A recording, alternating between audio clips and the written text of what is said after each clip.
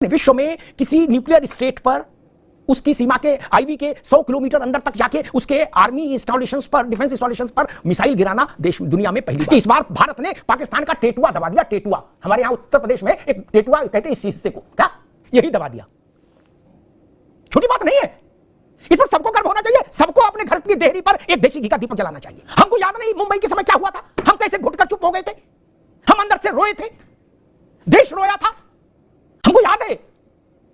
और यही स्थिति संसद पर हमले के बाद थी, देश रोया था।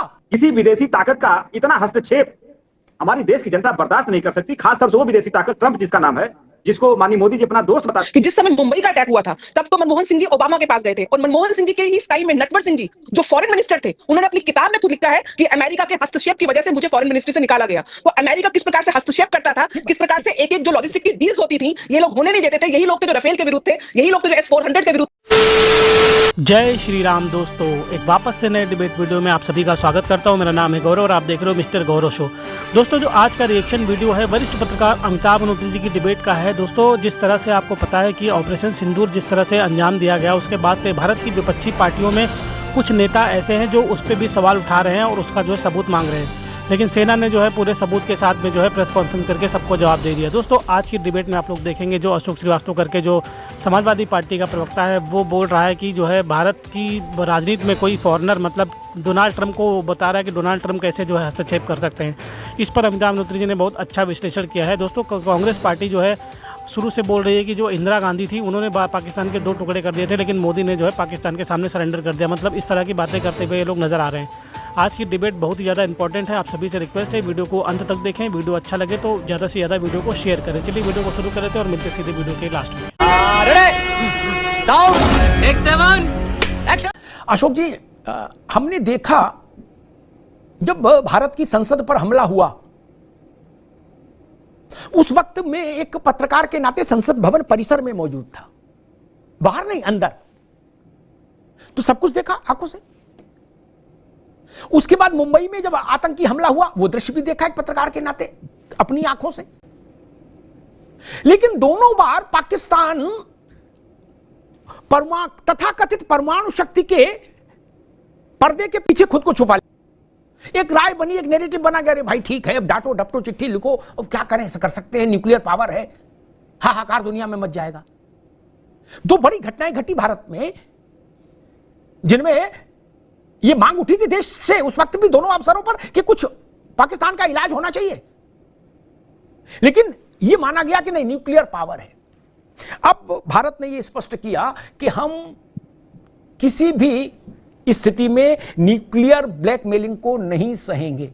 मुझे लगता है ये एक बड़ा शिफ्ट है भारत के रुख में। अशोक जी, किसी विदेशी ताकत का इतना हस्तक्षेप हमारी देश की जनता बर्दाश्त नहीं कर सकती, खासतौर से वो विदेशी ताकत ट्रंप जिसका नाम है, जिसको माननीय मोदी जी अपना दोस्त बताते हैं। वो ट्रंप जो है लगातार हमारी संप्रभुता पर प्रहार किए जा रहे हैं, कभी सीज फायर के माध्यम से, कभी धमकी के माध्यम से, ट्रेड वार के माध्यम से। तो हम लोग तो यही वेट कर रहे थे कि उसका माननीय मोदी जी 22 मिनट के संबोधन में कब एक खंडन उनकी तरफ से बनता था और ट्रंप को जवाब दे देते कि इस तरह की बातें देश एक्सेप्ट नहीं करेगा। दूसरी बात शुरू कहां से हुई थी अमिताभ जी? पहलगाम अटैक से। लेकिन बात खत्म कहां पे हुई? कश्मीर के मुद्दे का अंतर्राष्ट्रीयकरण होने तक।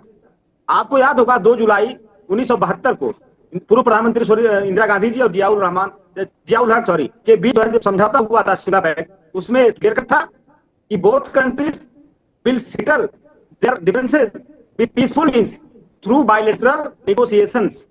तो भारत पाकिस्तान की बायलैटरल नेगोशिएशन से जितने भी इश्यूज थे उसको सॉल्व करना था, लेकिन ये बायलैटरल नेगोशिएशन ट्राइलैटरल नेगोशिएशन में कन्वर्ट हो गया और हमारी सरकार उसको देखती रह गई। तो ये सवाल हम पूछेंगे कि नहीं पूछेंगे, और आपको भी पूछना चाहिए, क्योंकि जब सवाल, मैंने कहा देश का सवाल होता है, देश की सुरक्षा का सवाल होता है, तो एक धर्म बनता है, राष्ट्र धर्म बनता है कि समूचे विपक्ष अपने जितने भी डिफरेंसेस है सबको एक किनारे पर रखकर सरकार के साथ खड़े हो, जो कि पूरा विपक्ष जनता ने ये अपना धर्म निभाया है।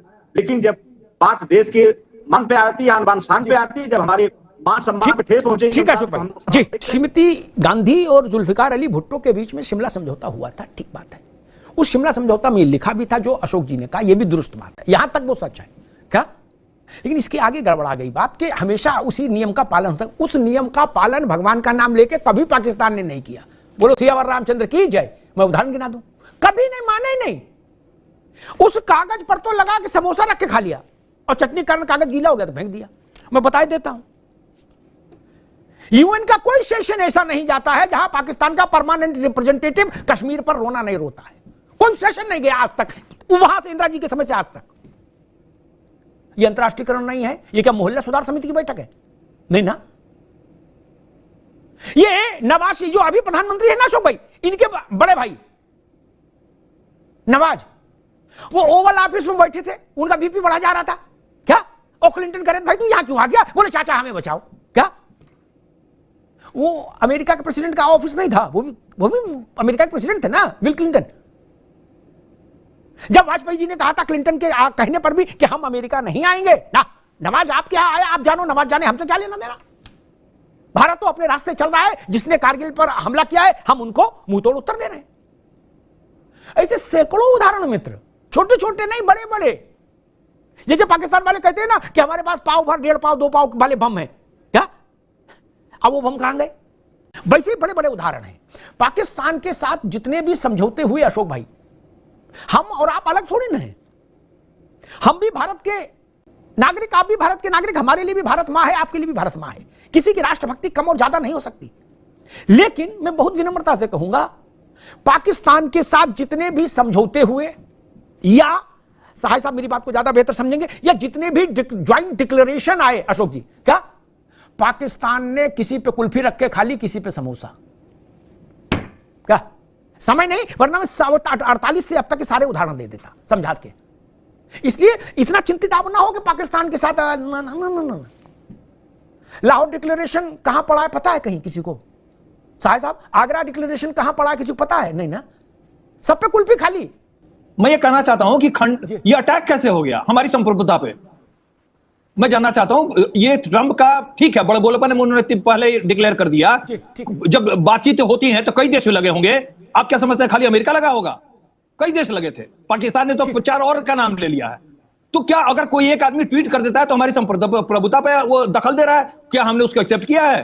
क्या हम अमेरिका के हाथ में बिके हुए बौने बन गए हैं? अभी रुकना होगा। डॉक्टर नीति 30 सेकंड फॉर यू। मुझे सिर्फ 2 बात करनी है। किसी भी रूप से ये ट्रंप, हाँ सिर्फ ट्रंप अपना क्रेडिट बनाने के लिए बात करी है और ये बिल्कुल निंदनीय है इंटरनेशनल प्लेटफॉर्म पे। लेकिन मेरा सवाल ये है कि जिस समय मुंबई का अटैक हुआ था तब तो मनमोहन सिंह जी ओबामा के पास गए थे, और मनमोहन सिंह जी के ही टाइम में नटवर सिंह जी जो फॉरेन मिनिस्टर थे, उन्होंने अपनी किताब में खुद लिखा है कि अमेरिका के हस्तक्षेप की वजह से मुझे फॉरेन मिनिस्ट्री से निकाला गया। तो अमेरिका किस प्रकार से हस्तक्षेप करता था, किस प्रकार से एक एक जो लॉजिस्टिक की डील्स होती थी ये लोग होने नहीं देते थे। यही लोग थे जो राफेल के विरुद्ध थे, यही लोग थे जो S-400 के विरुद्ध थे। इनके समय में बंदूक की गोली भी अमेरिका से आती थी। आज भारत अपने 30 सेकंड फॉर यू, जल्दी से। हमने कहा कि ये जो सारा परदेश से पहलगाम के बाद ऑपरेशन सिंदूर चला गया, इसमें देश का मस्तक ऊंचा हुआ है। इसमें ऐसी कोई बात नहीं है कि ट्रंप के ट्वीट कर देने से देश का मस्तक झुक गया, संप्रभुता हमारी संकल्प राष्ट्र जो है दूसरे के अधीन हो गया। ऐसा कुछ भी नहीं है जी। राष्ट्र मजबूत हुआ है और राष्ट्र की शक्ति को पूरी दुनिया ने देखा। ठीक है सिंह जी। कुछ चीजें देश ने पहली बार की, अब वो आ गया आलू भाई, कुछ चीजें देश ने पहली बार की, उसका सम्मान होना चाहिए सबकी तरफ से। 140 करोड़ में 140 करोड़ को इस बात को ध्यान रखना चाहिए।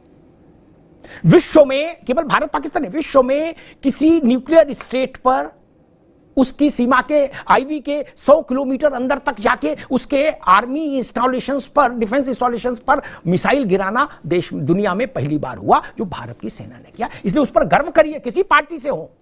पार्टियां छोटी चीज है भाई, उस पर गर्व करिए। लड्डू मोहल्ले में बांटिए, खुद भी खाइए, दूसरों को भी खिलाइए। पार्टियां आती जाती रहेंगी, ये छोटी बात नहीं है। मैंने एक बहस में इसी शो में कहा था कि इस बार भारत ने पाकिस्तान का टेटुआ दबा दिया। टेटुआ, हमारे यहां उत्तर प्रदेश में एक टेटुआ कहते हैं इस हिस्से को, क्या यही दबा दिया। छोटी बात नहीं है, इस पर सबको गर्व होना चाहिए। सबको अपने घर की देहरी पर एक देशी घी का दीपक जलाना चाहिए। छोटी बात है क्या? हमको याद नहीं मुंबई के समय क्या हुआ था, हम कैसे घुटकर चुप हो गए थे, हम अंदर से रोए थे, देश रोया था, हमको याद है। और यही स्थिति संसद पर हमले के बाद थी, देश रोया था। आज देश का माथा गर्व से ऊंचा है। ठीक बात कही आलोक जी ने। दिखाओ भैया, सबूत ले आओ। तुमने हमारा क्या गिराया कि बता दो, लिहाज ना करो। क्या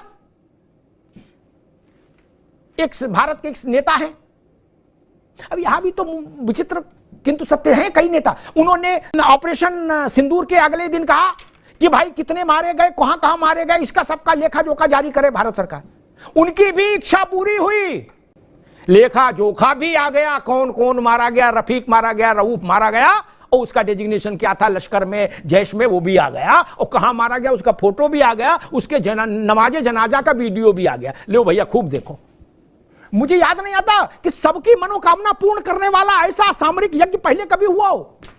सबकी इच्छा पूरी कर दी, और जिनकी रह गई वो धैर्य धारण करें। अभी शो समाप्त नहीं हुआ।